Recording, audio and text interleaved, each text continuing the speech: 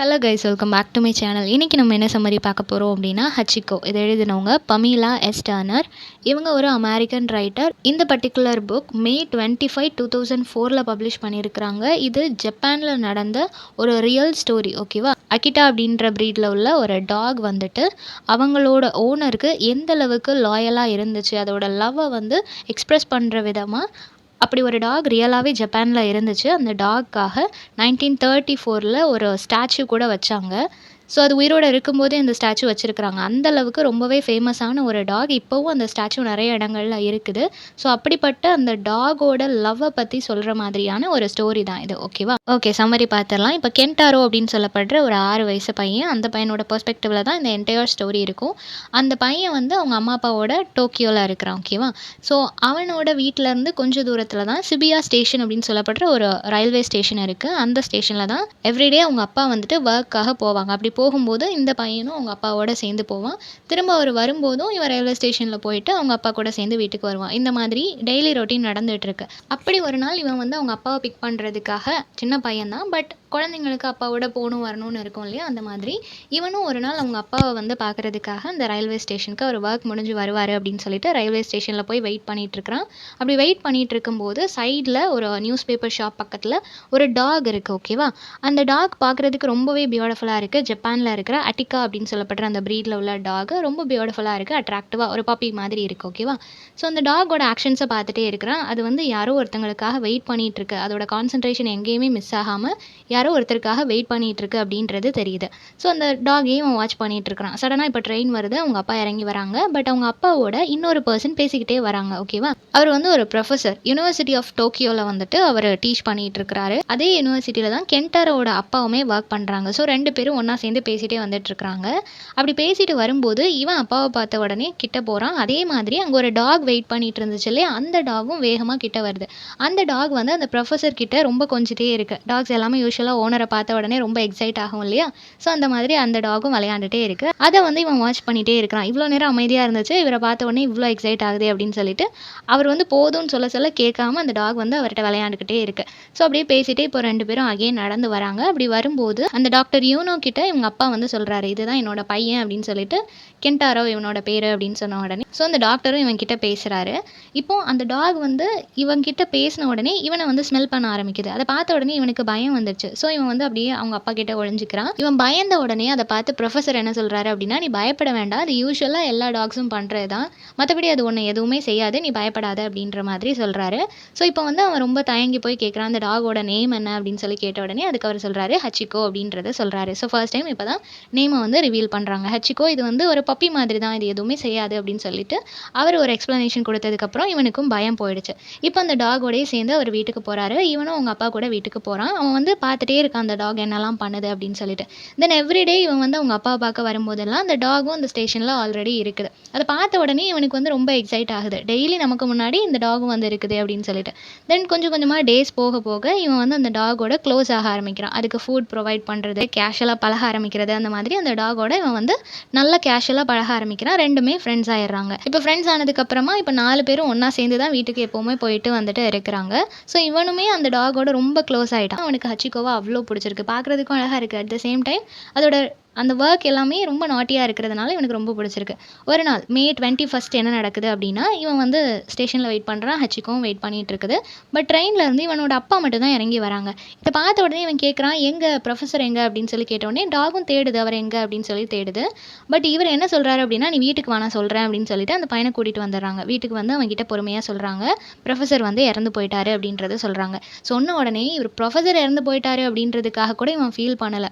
Hachiko எப்படி இதை tolerate பண்ணிக்கும், அது டெய்லி வெயிட் பண்ணும், அவர் இல்லாமல் அது வீட்டுக்கு போவாதே அப்படின்னு சொல்லிட்டு இவன் ரொம்ப புலம்ப ஆரம்பிக்கிறான், அழுதுகிட்டே இருக்கிறான். இதை பார்த்த உடனே உங்கள் அப்பா கன்சோல் பண்ணுறாங்க, அதெல்லாம் ஒன்றும் பிரச்சனை இல்லை, ப்ரொஃபஸரோட ரிலேட்டிவ்ஸ் வந்து அதை கூட்டிகிட்டு போயிடுவாங்க, அதனால் ஒன்றும் பிரச்சனை இல்லை அப்படின்னு சொல்லி அவங்க அப்பா கன்சோல் பண்ணுறாரு. இருந்தாலும் இவனுக்கு ரொம்ப கஷ்டமாக இருக்குது. ஹச்சிகோவோட நிலைமையின்மை என்ன ஆகும், அவன் வந்து ரொம்ப ஃபீல் பண்ணுவானே, லோன்லி ஆயிடுவானே அப்படின்னு சொல்லிட்டு இவன் ரொம்ப ஃபீல் பண்ணிகிட்டே இருக்கான். நெக்ஸ்ட் டே அவங்க அப்பாவை பார்க்குறதுக்காக இவன் அந்த ரயில்வே ஸ்டேஷனுக்கு போகிறான். பட் ஹச்சிகோ அங்கே இல்லை. எங்கே போச்சு அப்படின்னு சொல்லிட்டு இவனுக்கு அவங்க அப்பாவை பார்க்குறத விட அதை காணுமேன்னு சொல்லிட்டு இவன் ரொம்ப யோசிச்சுட்டே இருக்கிறான். பக்கத்தில் உள்ளவங்க கிட்டலாம் விசாரிக்கிறான். ஏன்னா ரயில்வே ஸ்டேஷனில் இருக்கிற எல்லாருக்குமே ஹச்சிகோவை தெரியும். ஏன்னா அந்த டாக் டெய்லி வருது, அந்த ஓனரை பிக்கப் பண்ணிட்டு போகுது. ஸோ எல்லாரும் அதை நோட் பண்ணியிருப்பாங்க இல்லையா? ஸோ எல்லாருக்குமே ஃபேவரட்டான ஒரு பெட்டாக தான் அந்த ரயில்வே ஸ்டேஷனில் அது இருந்திருக்கும். ஸோ பக்கத்தில் விசாரிக்கும் போது தான் தெரிய வருது, அந்த ப்ரொஃபஸரோட ரிலேட்டிவ்ஸ் வந்து ஹச்சிகோவை கூட்டிகிட்டு போயிட்டாங்க அப்படின்றது தெரிய வருது. கென்டாரோ வந்து ஆல்ரெடி அவங்க அப்பா கிட்ட கேட்டிருப்பான் அவர் இறந்த உடனே, நம்ம ஏன் அதை வளர்க்கக்கூடாது, நம்ம வீட்டுக்கு கொண்டு வந்துடலாமா, ஹச்சிகோவை நம்ம பார்த்துக்கலாமா, ஆல்ரெடி க்ளோஸ் ஆகிடுச்சுல, ஸோ நம்ம பார்த்துக்கலாம் அப்படின்னு சொல்லி இவன் கேட்டிருப்பான். பட் அவங்க அப்பா வந்து வேண்டாம் அப்படின்னு சொல்லியிருப்பாங்க. அவருக்கு வந்து அதை வளர்க்குறதுல இஷ்டம் இருக்காது. ஏன்னா ஆல்ரெடி கொஞ்சம் வருஷம் கடந்து போயாச்சு. டாக் வந்து கொஞ்சம் வருஷம் நியர்லி ஒரு 9 to 10 இயர்ஸ் அது வாழும் அப்படின்னா, அதுக்கப்புறம் அது இறந்து போனதுக்கப்புறம் கஷ்டமாக இருக்கும் இல்லையா? ஸோ அதனால வேண்டாம். பப்பியிலேருந்தே கூட இருந்தாலும் இன்னும் கொஞ்சம் வருஷம் இருக்கிற மாதிரி இருக்கும். இது ஆல்ரெடி கொஞ்சம் வருஷம் வாழ்ந்து முடிஞ்சுட்டு, ஸோ இதுக்கப்புறம் வேண்டான்ற மாதிரி அவர் யோசிச்சு வேண்டான்னு சொல்லிட்டாரு. ஸோ இப்போ வந்து ஹச்சிகோ அவங்களோட ரிலேட்டிவ்ஸ் வீட்டில் தான் இருக்குது அப்படின்னு சொல்லி இவன் யோசிச்சுட்டு இருக்கிறான். பட் சடனாக பார்த்தா இன்னொரு நாள் அது ரயில்வே ஸ்டேஷனில் இருக்குது. என்னன்னு பார்த்தா அவங்களோட ரிலேட்டிவ்ஸ் வீட்டில் இருந்து தப்பிச்சு ஓடி வந்திருக்கும். இதுக்கு வந்து அதோட ஓனரை பார்க்கணும், வேற யார் கூடயும் இருக்கிறது அதுக்கு கொஞ்சம் கூட விருப்பம் இல்லை. அதனால அகெயின் இந்த ரயில்வே ஸ்டேஷனுக்கு ஓடி வந்துருச்சு. இங்கே வந்து அதே இடத்துல வெயிட் பண்ணிட்டு இருக்குது ஓனர் வருவாங்கன்னு. பட் வரவே இல்லை. அங்கே இருக்கிறவங்க எல்லாருமே அதை நல்லா பார்த்துக்கிறாங்க. அதுக்கு நிறைய ஃபுட் எல்லாம் ப்ரொவைட் பண்ணுறாங்க, எல்லாத்தையும் சாப்பிடுது. இருந்தாலும் அது ஹாப்பியாக இல்லை. அது வந்து ஓனரை தேடிட்டே இருக்கு. இப்படியே போயிட்டு இருக்கும்போது ஒரு நாள் கென்டாரோ அந்த ஸ்டேஷனில் இருக்கிறான், ஹச்சிகோவும் அந்த ஸ்டேஷனில் இருக்கும்போது ஒரு ஓல்டு கார்டனர் அங்கே வராரு. ஓகேவா? இவர் யாருன்னா அந்த ப்ரொஃபஸர் வீட்டில் கார்டனராக ஒர்க் பண்ணிட்டு இருந்தவர். ஸோ அவர் அங்கே வந்ததுக்கப்புறமா இந்த ஹச்சிகோவை பார்க்குறாரு. பார்த்துட்டு இவன் இங்கே தான் இருக்கிறானா அப்படின்னு சொல்லிட்டு கென்டாரோவையும் பார்த்து, நீ கென்டாரோ தானே அப்படின்னு சொல்லி கேட்குறாரு. உங்களுக்கு எப்படி என்ன தெரியும்னப்போ, ப்ரொஃபஸர் சொல்லியிருக்கிறாரு அப்படின்னு சொல்லிட்டு அவங்க பேசிகிட்டு இருக்கிறாங்க. அப்போ அவர் என்ன சொல்கிறாரு அப்படின்னா, ஹச்சிகோ வந்து டெய்லி நைட்டு கரெக்டாக வீட்டுக்கு வந்துடும், காலையில் அகெயின் இங்கே வந்து உட்காந்துருக்கு. அவர் நைட்டு வரைக்கும் வரலன்னதும் வீட்டுக்கு வந்து தூங்கிட்டு அகெயின் மார்னிங் வந்துடுது. இதுதான் அதோட டெய்லி ரொட்டீனாக இருக்குது அவர் இறந்ததுக்கப்புறமா. இவ்வளோ தேடும் நான் நினைக்கவே இல்லை அப்படின்னு சொல்லிட்டு அவங்க 2 பேரும் ரொம்ப நேரம் பேசிகிட்டு இருக்கிறாங்க. இப்போது இந்த பையன் வந்து கேட்குறான், அதுக்கு தெரியாதா அவர் இறந்து போயிட்டாருன்றது அவனுக்கு தெரியாதா அப்படின்னு சொல்லி கேட்கும்போது, அதுக்கு அந்த கார்டனர் என்ன சொல்கிறாரு அப்படின்னா, மேபி அதுக்கு தெரிஞ்சிருக்கலாம், அவர் இறந்து போயிட்டாருன்றது தெரிஞ்சிருக்கலாம். பட் அந்த ரியாலிட்டியை அந்த டாகால் அக்செப்ட் பண்ணிக்க முடியல. அவனுக்கு இவ்வளோ நாள் அவங்களோட சேர்ந்து வாழ்ந்துட்டான். அதனால் இதுக்கப்புறம் அவங்கள விட்டு போகிறதுல அவனுக்கு மனசு இல்லை. ஸோ எப்படியாவது அவங்க வந்துடுவாங்கன்றதை அவன் நம்புகிறான் அப்படின்ற மாதிரி இவர் ஒரு எக்ஸ்ப்ளனேஷன் கொடுக்குறாரு. தென் அகெயின் இது வெயிட் பண்ணிகிட்டே இருக்குது. இதுதான் டெய்லி ரொட்டீனாக இருக்குது. நியர்லி ஒரு 10 இயர்ஸ் இப்போ கடந்து போக போகுது. அந்த 10 இயர்ஸ் அவன் வந்து அந்த ஓனர் வருவாங்கன்னு வெயிட் பண்ணிகிட்டே இருக்கிறாங்க.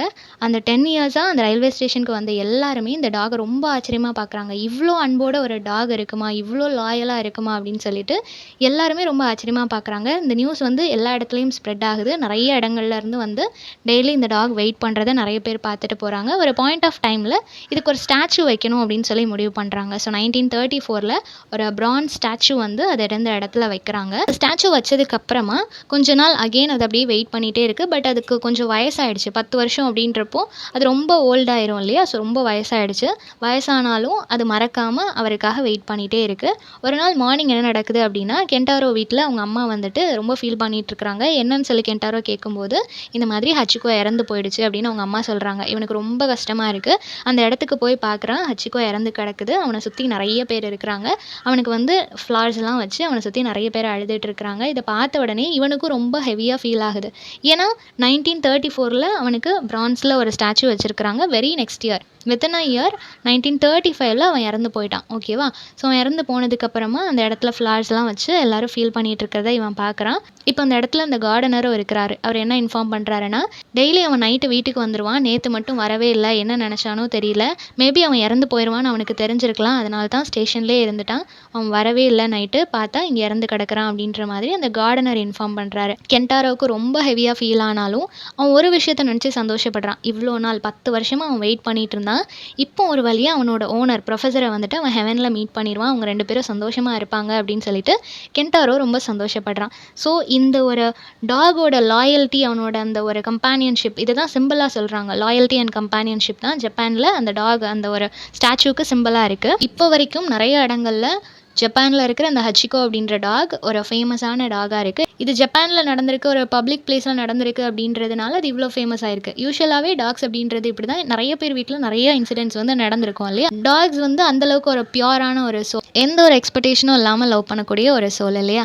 ஸோ இந்த சம்மரி எல்லாருக்கும் புரிஞ்சிருக்கும்னு நினைக்கிறேன். நெக்ஸ்ட் என்ன டாப்பிக்கில் வீடியோ போடலான்னு சொல்லி கமெண்ட் பண்ணுங்கள். தேங்க்யூ ஃபார் வாட்சிங்.